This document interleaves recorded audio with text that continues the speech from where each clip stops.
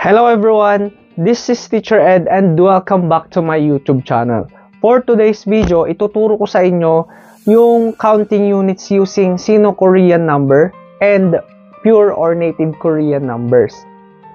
Dahil marami sa mga nag-aaral ng Korean language ay hindi pa rin alam kung paano gamitin yung pure number or native Korean number at Sino-Korean number. Okay, pero bago yan, huwag nyo munang kalimutang i-click ang subscribe button at i-click ang notification bell para updated kayo sa mga kasunod na videos na i-upload ko. Okay, pag ready na kayo, let's go!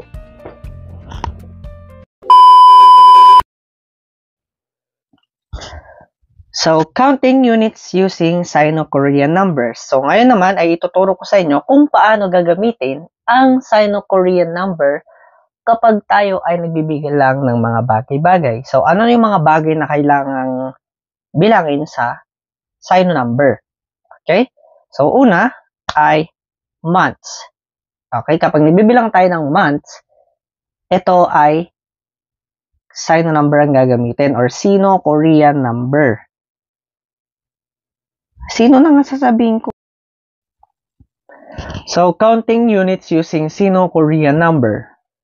So, sa lesson na to, ituturo ko sa inyo kung paano gagamitin ang Sino-Korean number at kung ano yung mga counting units na ikakabit sa kanila at kung ano yung mga bagay na kailangan bilangin sa numerong ito. Okay? Una ay months.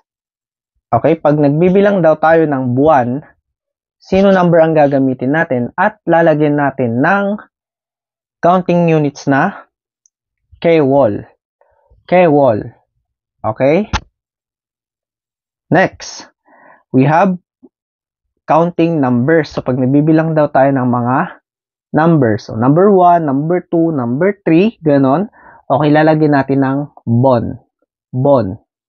Ilbon, ibon, sambon, sabon. Okay, number 1, number 2, number 3, number 4. Okay? Next, number 3. Kapag nagbibilang daw tayo ng pera sa Korean, okay, Sino number ang gagamitin natin at lalagyan natin ng, syempre, yung Korean currency nila na won. Okay?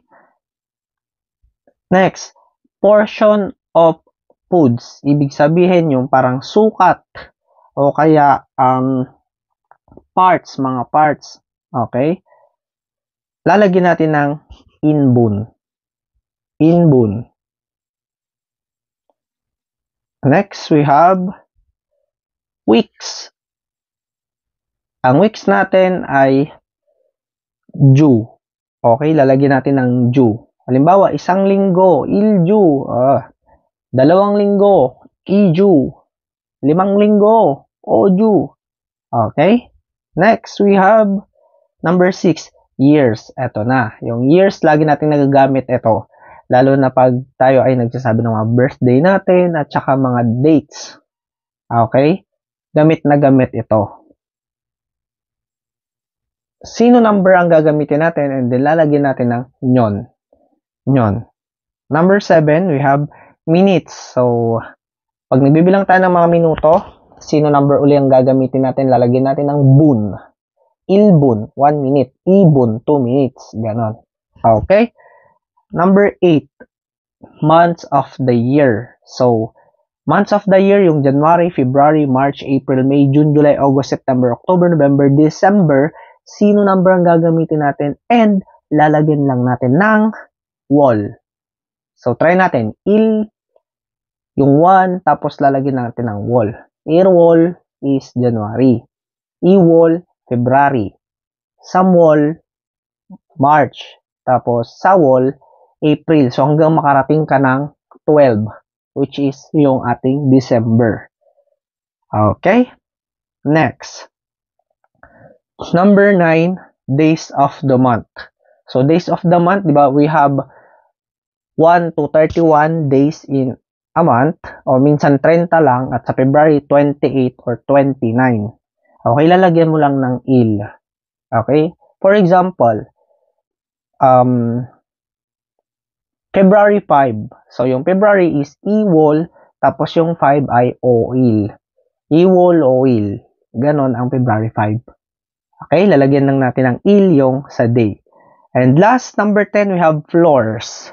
Floors, ibig sabihin, first floor, second floor, third floor, fourth floor, ganon. Lalagyan lang natin ng chung. Chung. So, il, chung. I, chung. Sam, chung. Sa, chung. O, chung. Okay? So, ganon ang pagbibilang ng floors. Sino number ang gagamitin natin? And then, lalagyan natin ng chung. Okay? So, that's it. That's our lesson for today. Thank you for watching and see you in our next lesson.